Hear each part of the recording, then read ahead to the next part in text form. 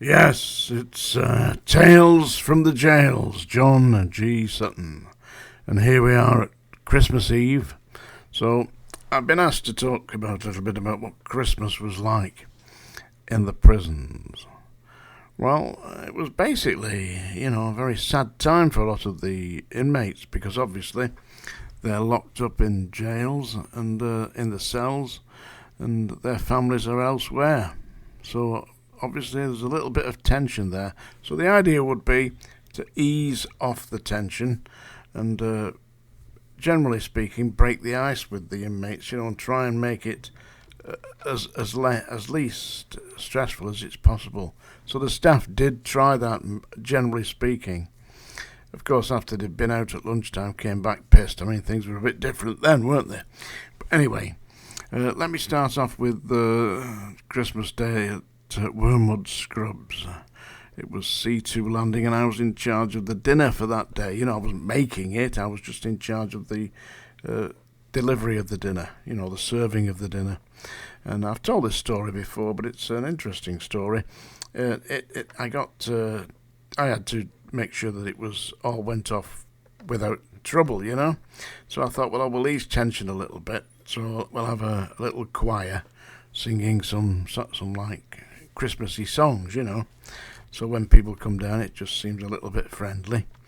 So I had a word with some big West Indian black guys, and I said, how about you lot singing in a choir for me at Christmas dinner? Oh yeah, well, what are we going to sing? I said, well, I thought we'd sing I'm Dreaming of a White Christmas. So I think it was about 3 or 4 big black guys, great big fellas, and we did practice the routine a bit like the Four Tops, I am dreaming of a white Christmas, dancing up and down like that, which they were doing, and it was going really well. Christmas Day, Wormwood Scrubs, 1975, until a big Irishman came down and he demanded a full cup of coffee, which of course you couldn't have a full pint coffee because it was only sufficient coffee to give people half a pint, So he had half a cup, in a pint jug, and he went mad. He threw the coffee all over the inmate who was serving it and went for him, So it took a few of us to get him into an empty cell and looked after him there as best we could, because it was Christmas, don't forget. And I remember he ran at me and tried to headbutt me in the nose because you got him on the floor but stripped him, because you got to take the clothes off, you see, if you're going to put somebody in a strip cell. Otherwise, you come back and they find them dangling from the bars, so you can't leave anything in there. It's got to be empty. So anyway, we got him in there and put him on the floor, and I was the last one out. And as I tried to get to the door, he ran up and ran at me, and he was just about to headbutt me when I saw it coming and kind of deflected the blow with my forehead, shall we say. And seriously, he flipped back and skidded along the floor and hit the wall at the end. 12-foot cell, boof, like that, And he... the principal officer who was standing at the door said, oh my God. He said, I've never seen anything like that in my life. Well, that was Christmas Day at Wormwood Scrubs in 1975. Strangeways was quite a little bit, pretty much the same, except a much bigger, because don't forget Strangeways has the old panopticon design, where you've got a centre, and underneath the centre, underneath the grill at the centre, the big cast iron grill, that's where the hot plates were. So the inmates went down to collect it. I mean, there were a lot of inmates at Strangeways who were actually come in special for Christmas. There was one guy there, and he was there every Christmas. I was there for about 7 or 8 years. He was there, and what he used to do was, about a week before Christmas, he'd go and smash shop windows. Of course, they'd take him straight before the magistrates and commit him, give him 3 months in Strangers, which is what he absolutely loved, because the poor old bugger had nowhere to live. He's sleeping rough. But if they stuck him in Strangeways, not only did he have a nice, comfortable cell, well, compared to a cardboard box, yeah, at the side of the road, yeah, it's a lot better. And he got Christmas dinner, and he loved it. All the staff knew him. He was harmless, you know. I mean, he wasn't going to do anybody any harm. The only harm he did was smashing the shop windows to get himself locked up.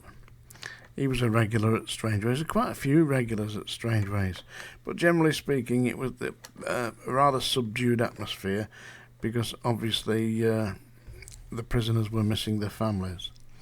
There was one particular Christmas and I saw they had a Christmas tree on the centre, you know, and underneath the Christmas tree there was a box. Somebody had put a box there, wrapped up in Christmas paper, and it said, "To the Governor, Norman Brown," yeah.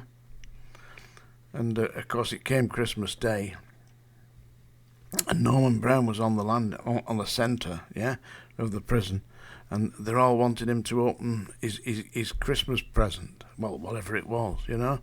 So Norman Brown picked it up and threw it, and it went right floating through the air, about 10-15 yards, quite a shot.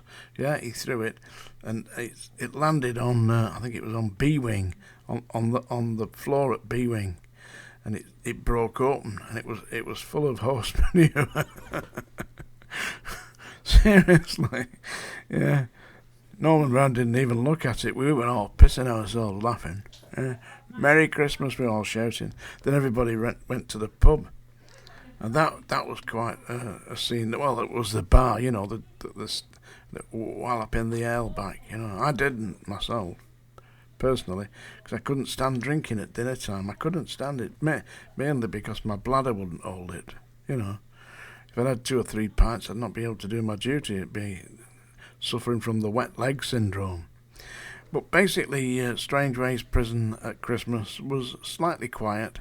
I didn't see any big major disturbances there, unlike the Scrubs where we were battling down the wing of it. And the inmates were generally, and the meals were perfectly acceptable, you know. But they didn't have turkey though; they had chicken.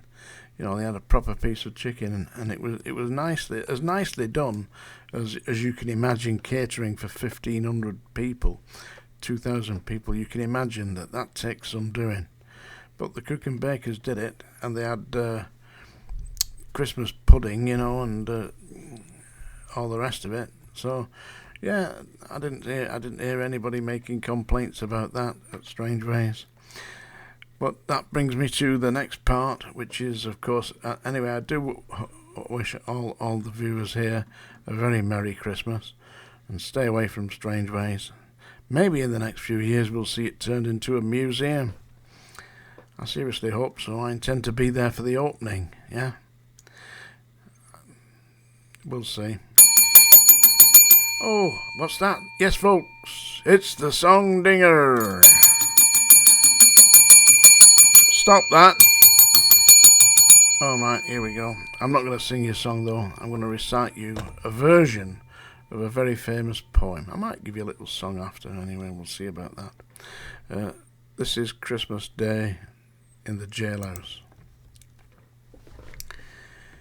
It was Christmas Day in the jailhouse, and the cold bare walls were bright with garlands of green and holly, and the place was a pleasant sight, for with clean washed hands and faces in a long and hungry line, the prisoners sat at the tables, for this is the hour they dine.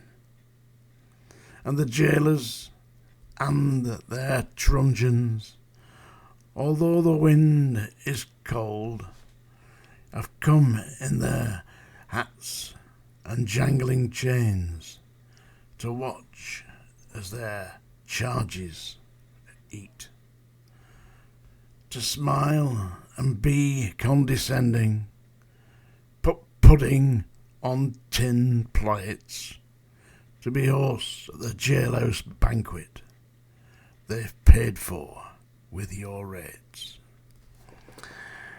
That's an interpretation of the Christmas Day in the workhouse. So there we have it. Merry Christmas to you all. Don't forget, tomorrow is another day. We'll meet again.